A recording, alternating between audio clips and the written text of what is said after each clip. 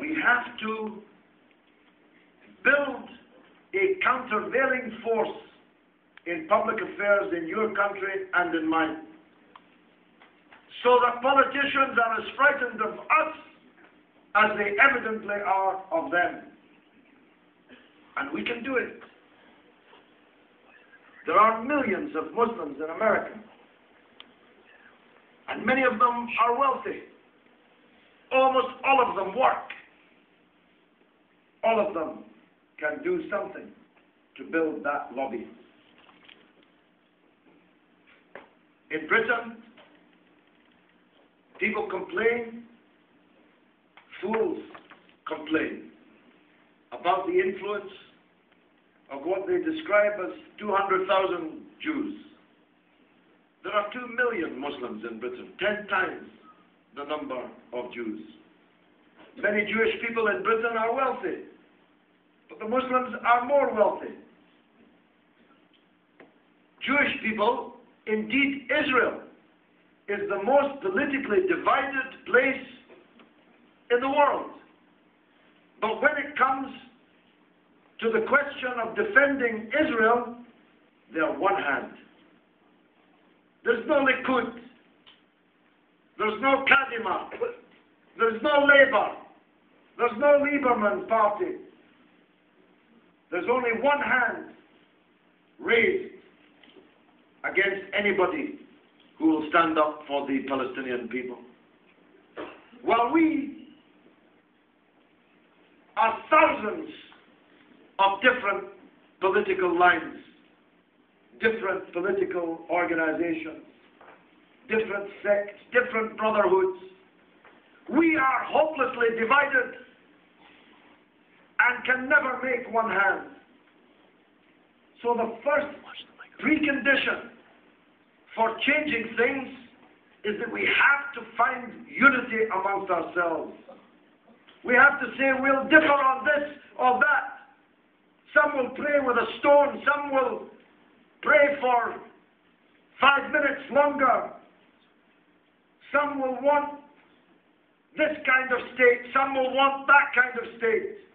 But on one thing we are one hand, and that is to come to the rescue of the Palestinian people under occupation.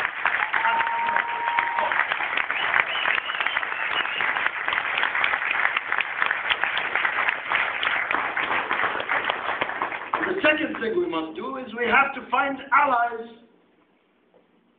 elsewhere in the society. And we're not very good at that.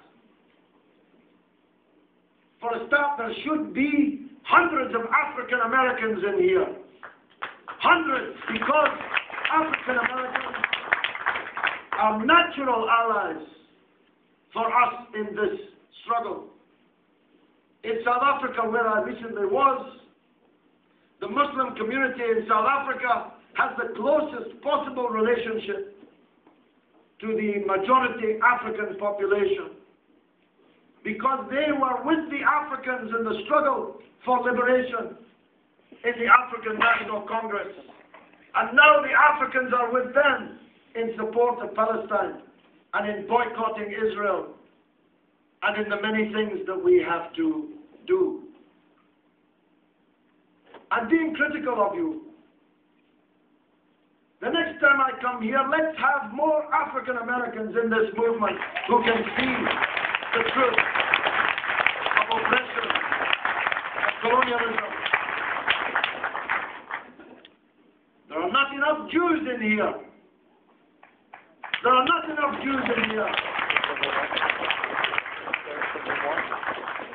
In the 1930s, 40s, 50s, 60s, Jewish people were the avant-garde of the struggle against segregation and apartheid in the south of this country. The anti-racist movement was led by black people and Jews in this country.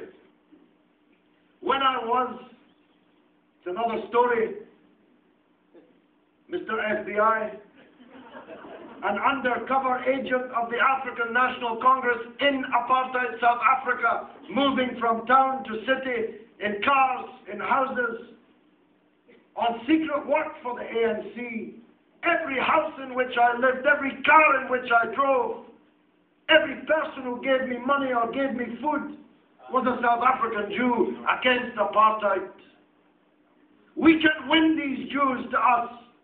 We can win Jewish people for justice for the Palestinians. But we have to try.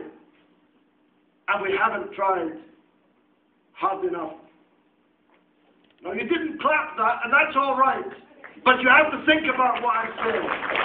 You have to think about what I'm saying.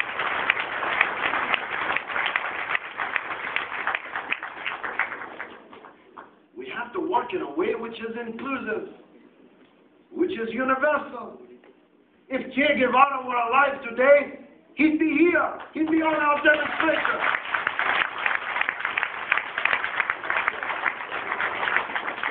These are universal values that we are speaking for. The inalienable right of every people to self-determination. The right of any person to return to their home from which they were driven. No matter how long the thief has stolen your house, you always have the right to return to it. You always have the right to return to it.